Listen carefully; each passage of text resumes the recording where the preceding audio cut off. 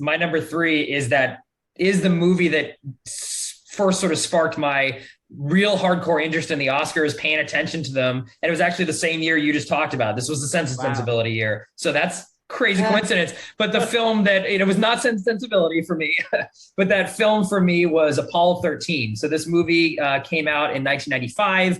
Directed by Ron Howard, starring Tom Hanks, Kevin Bacon, Bill Paxton, Gary Sinise. The IMDb plot summary is NASA must devise a strategy to return Apollo 13 to Earth safely after the spacecraft undergoes massive internal damage, putting the lives of the three astronauts on board in jeopardy.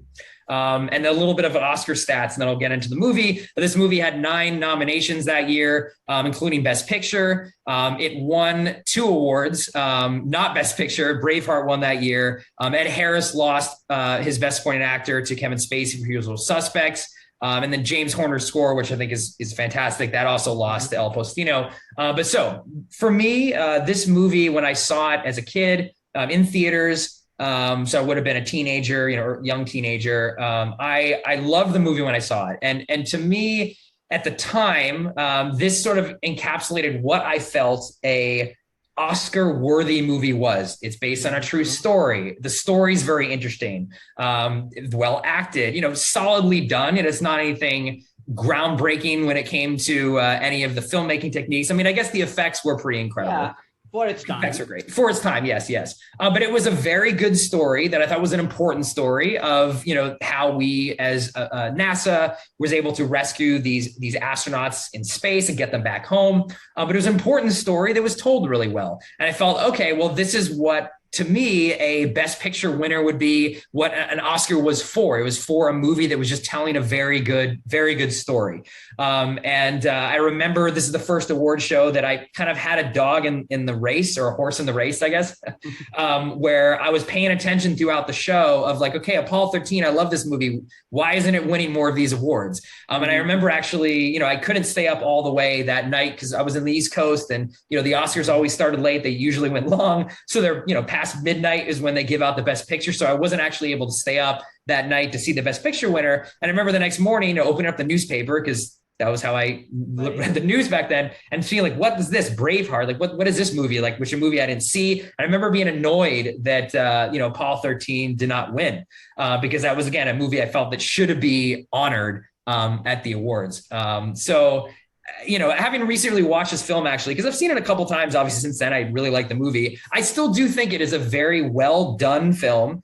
Nothing amazing or groundbreaking, but, a movie that is a solid story that, yeah, it's a little bit cheesy. They even end with the end at the end of the movie, which, is pretty corny, but it's still great performances for all the actors, a story that is still like I'm on the edge of my seat and trying to be like, oh no, I want these astronauts to come back.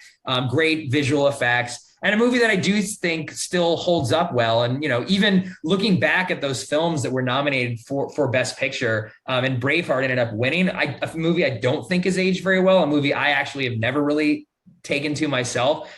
Sensibility, which you mentioned, I think that movie has stood the test of time, and Babe and Apollo 13, nominated but non-winners. I think those movies actually are much more relevant nowadays than the winner of Best Picture. But, again, for me, this was an important sort of introduction to the Academy Awards. I cared about it for the first time. And, my idea of what meant a Best Picture winner was, I think, shooken a little bit after that loss, which I thought was like, how could this, even Ed Harris not winning for Best Supporting Actor? I'm like, Kevin Spacey, like, what's going on here? What is this? Like, come on. It should have been Ed Harris. I remember just being annoyed as a kid at that. So like that horse race mentality, which is what is so exciting about the Oscars. So this was definitely that first film that brought me in as a young kid into the whole Oscars experience. Yeah, no, a good movie to kind of rally around, I think. Yeah, I love this movie when I watched it years ago. Mm-hmm. I agree with everything you said. Watching it again, I had similar feelings, that it felt solid. Mm-hmm. Right. But I kept thinking about, because I didn't watch this movie in the theaters when it came out, but I kept thinking about what that experience must have been to watch a movie like this in the theaters when it came out. And it must have been pretty exhilarating, because for its time, mm-hmm. We get a space movie now, I feel like, from every auteur director every few years. Like, they have to do their space sort of odyssey, if you will. Mm-hmm. But mm-hmm. I don't know how common that was back then. So I can imagine maybe this movie standing out a little bit, and for its visual effects and all its achievements and such, and just, true story. Hollywood loves that. People love that too, Exactly.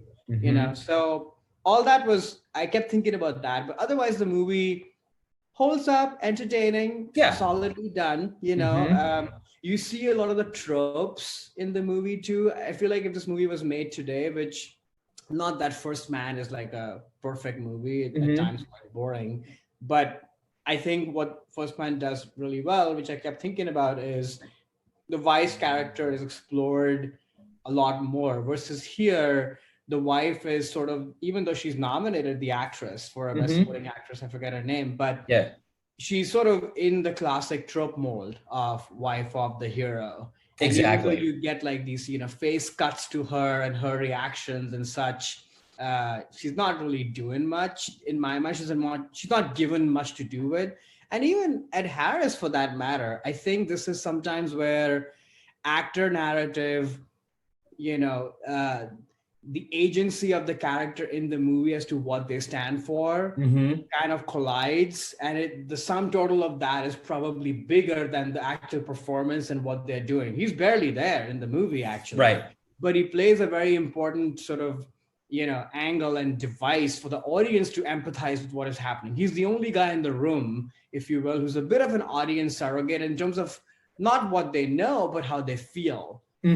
Who's like empathetic towards these astronauts and is willing to bend over backwards to bring them back, but is sort of cool and nonchalant about it. That's like a very specific energy. And I can totally see people at that time rooting for both these performances, hence they're nominated. But in retrospect, now that I look back at it, I'm like, oh, these are the nominated performances from this movie.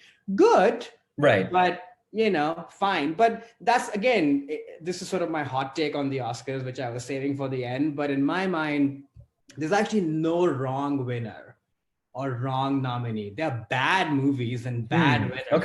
Okay. But to me, every year, whatever gets nominated and whatever wins or takes home the prize is a representation of the time and all the dynamics and forces at play. And sometimes time holds up well, and sometimes it doesn't. So it's a very time capsule thing. It's a miracle to me that so many movies that are recognized and awarded actually do hold the test of time. I know the Oscar thinks itself to be doing that, like, oh, we are picking the best of the best that's going to, hold up. I don't view it that way, but we'll put a pin in that and we'll come back. Yes, I have a lot to say on that too. Similar but different hot take that we'll save because it's relevant later on my list. But overall, solid film. I just remember that being upset when this did not win. Oh. Looking back, and the film still is something you could show to someone now, and they're like, this is a good movie. Nothing special, but good movie. Hey there, it's Alex. If you like the review and discussion Karan and I just had, make sure you subscribe to our channel, Movies That Shaped Us, to get full episodes. Every other Wednesday, Karan and I cover a topic around important people, places, events, and moments in our lives, and then explore it through 3 of our favorite movies. Subscribe right now, or follow our podcast on Spotify or Apple Podcasts via the link in the description below. Hope you join us for the journey.